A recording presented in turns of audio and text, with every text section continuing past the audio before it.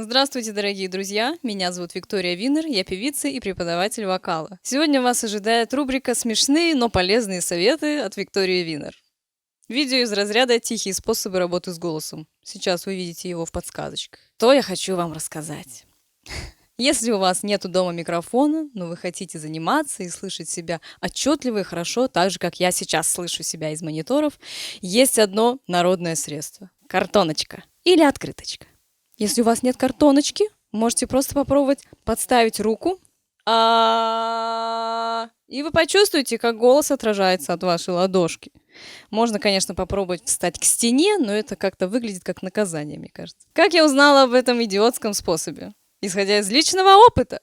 Когда я пыталась научиться петь, я делала это дома, мне было, не знаю, 10 лет, наверное.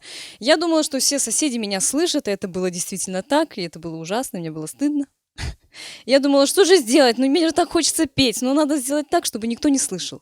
И я думала, что если я возьму картоночку, то звук станет тише. В итоге звук, конечно же, не стал тише, но я стала лучше себя слышать. Потому что звук рассеивался по всей комнате, а тут он отражается. Отражается и идет прямо мне в уши. Ну, смотрите, есть обычная открытка, а есть открытка, которая открывается. И это лучше, потому что таким образом звук точно попадет обратно вам в уши. Попробуйте дома. Сидя на карантине, я думаю, можно делать и не такие безумные вещи, и все вас поймут. Я желаю вам успехов. Подписывайтесь на мой канал, ставьте лайки и до встречи в моих новых видео. Пока!